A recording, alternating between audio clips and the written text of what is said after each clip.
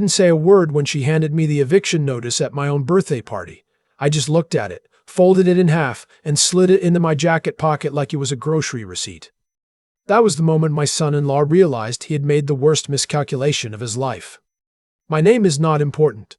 What matters is that I spent 41 years as a structural engineer, and if there is one thing that profession teaches you, it is this: the most dangerous cracks are the ones you cannot see. They form slowly, silently, deep in the foundation. And by the time the building starts to lean, it is already too late to stop it.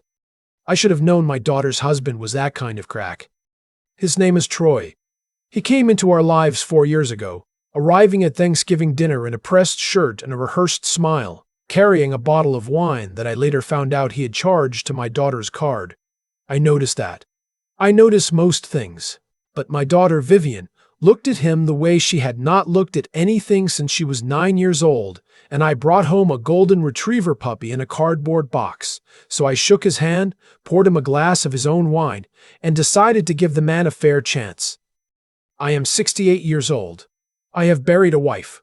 I raised 2 children alone after she passed, working night shifts and weekend overtime, so they never had to feel the floor disappear beneath them, the way I felt it disappear the morning the hospital called. I built a life with my hands, and my patience and a stubbornness my late wife used to call my worst quality and my best one in the same breath. The house I live in, a 4-bedroom colonial on just over 2 acres in central Ohio. I designed the renovation myself. I know where every load-bearing wall is. I know which floorboard in the hallway creaks and which one only sounds like it does. I know the property inside and out because I made it what it is. The same way you know something when you have poured yourself into it. That house is in my name. Only my name. I want to be clear about that. Troy understood this in the abstract. What he failed to understand was what it meant in practice.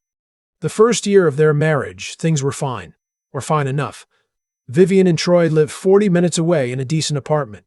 Troy worked in sales, medical devices, he said, though I noticed he talked a great deal about the industry and very little about actual results. Vivian was a physical therapist, solid income, good at her work.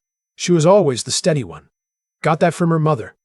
My son, Patrick, lives in Portland. We talk every Sunday. He met Troy twice and called me the following Monday, both times with the same observation.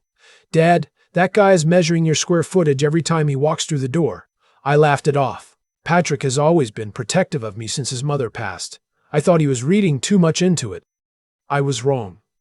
It started small, the way it always does. Troy began mentioning the house in casual conversation. How much the neighborhood had appreciated. How the school district was exceptional. How it was a shame, really. A house that size with just one person rattling around in it. He said that last part while looking at me with something he probably thought was concern. I recognized it as inventory. Then Vivian got pregnant. I want to be honest here. That was the happiest I had felt since Patrick's wedding. A grandchild. I held on to that news for 3 days before I told anyone, just carrying it around quietly, letting it settle. I started thinking about the back bedroom, repainting it, maybe finally putting in that window seat I had always planned. Troy saw a different opportunity. 2 weeks after the announcement, he and Vivian came for dinner. I had made pot roast, her favorite since childhood. Halfway through the meal, Troy set down his fork with the particular deliberateness of a man who has been rehearsing something, and he looked at me and said that with the baby coming, they had been thinking it made much more sense for everyone if they moved in with me. Not moved nearby, moved in. I looked at Vivian. She was looking at her plate. I said I appreciated the thought, but the house worked fine as it was, and we could talk about other ways I could be involved once the baby arrived. I kept my voice easy. I meant what I said. Troy smiled and said, "Of course. No pressure, just something to consider." I considered it closed. 3 months later, he brought it up again, this time with a different framing. The apartment lease was ending. The rent in their area had jumped significantly. Starting a family on one income. Vivian was planning to take a full year of leave, was going to be tight. He presented it like a business case, leaning forward with his elbows on my kitchen table, walking me through numbers I had not asked to hear. I told him the same thing I had told him before, with the same courtesy and the same finality. He nodded. He thanked me for listening. And on the way out, he put his arm around Vivian and said, "Just loud enough for me to hear."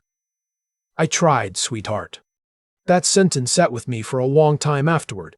The implication that there was something to try for, that I was an obstacle between my daughter and something she deserved, that my own house, my own decision about my own home, was something to be worked around rather than respected. I called Patrick that night. He listened to the whole thing and then said, "Dad, are you recording anything?" I said no. He said I should start. I told him he watched too many crime documentaries. He was right, though. I see that now. The months that followed were a lesson in how pressure can be applied so gradually that you almost do not notice the weight accumulating. Troy stopped asking directly. Instead, he began what I can only describe as a campaign of attrition. Every visit, there was a comment.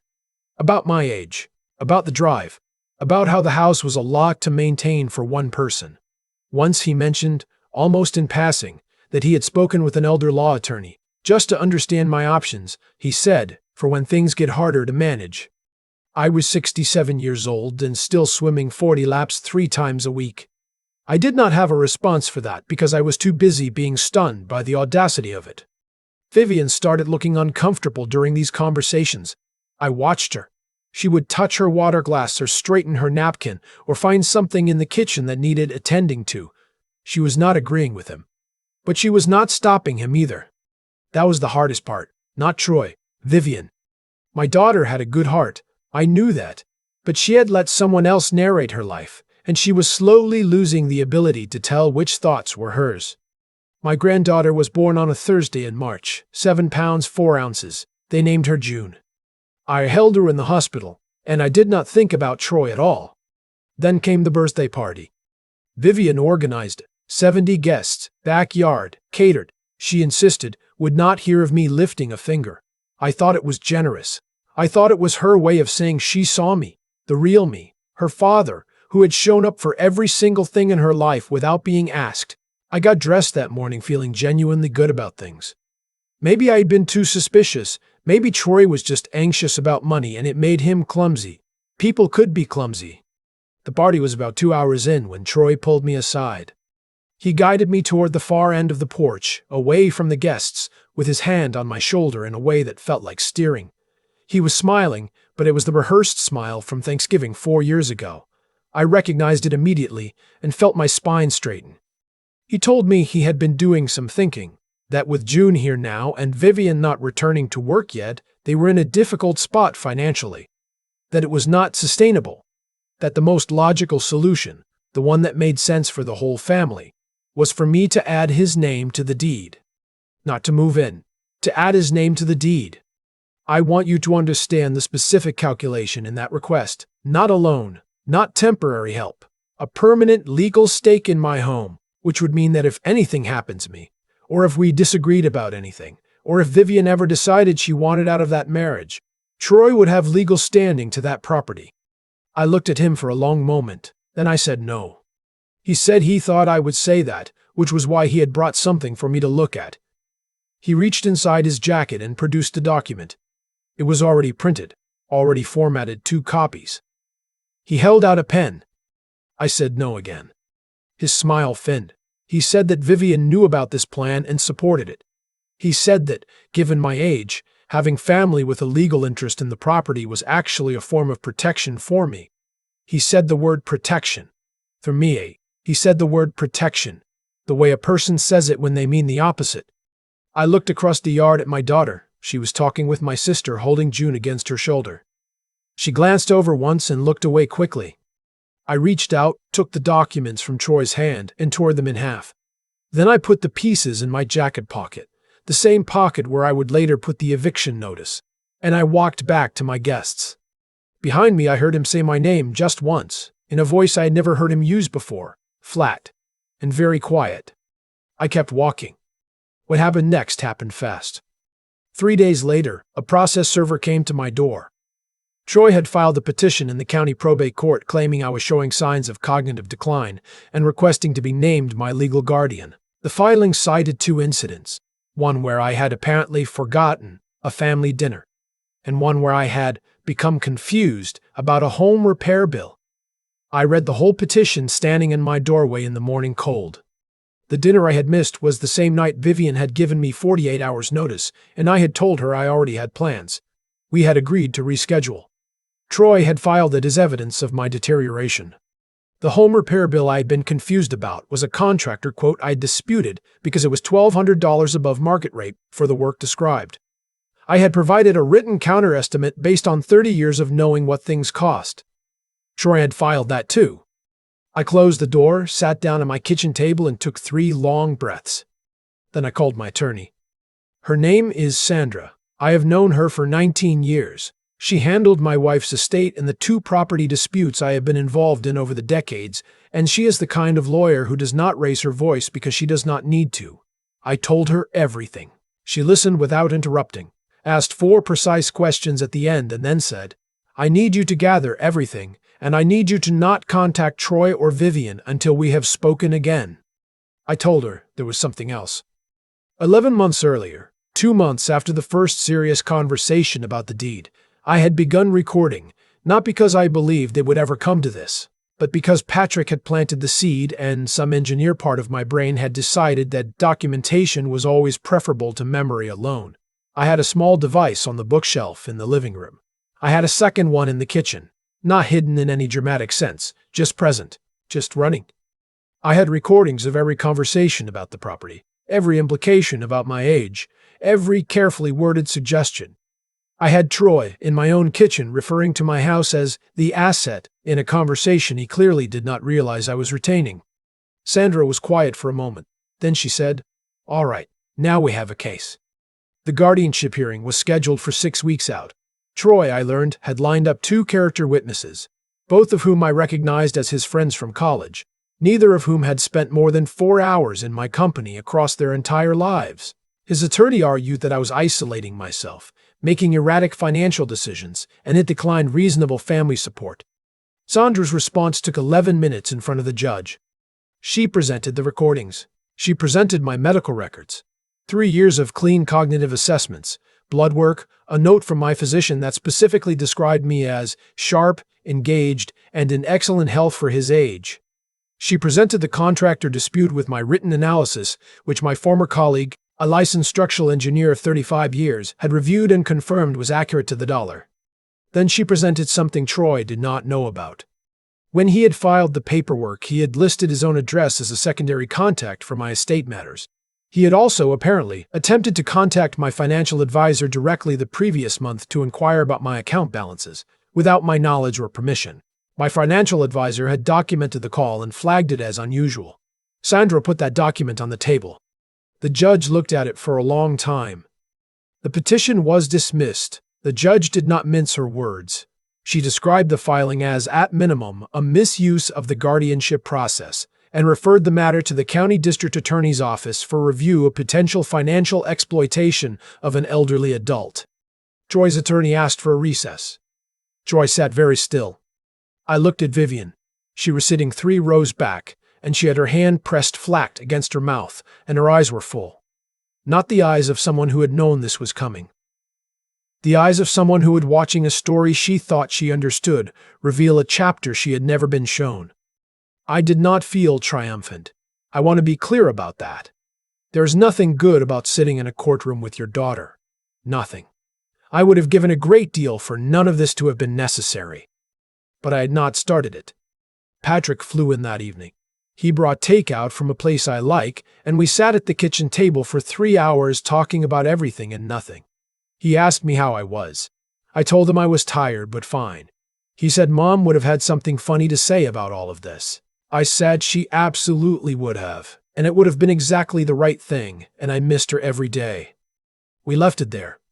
In the weeks that followed, things moved quickly. The DA's office did open a review. Troy retained a criminal defense attorney, which told me something about his confidence in his own innocence. Vivian filed for separation 4 days after the hearing. She called me that night and we talked for 2 hours, and she cried, and I let her, and I did not say a single word about what I thought or felt about the marriage, because that was not what she needed from me. What she needed from me was what I had always given her. Presence. Patience. The certainty that there was one place in the world where the floor would not disappear. June is 14 months old now. She stays with me every Thursday.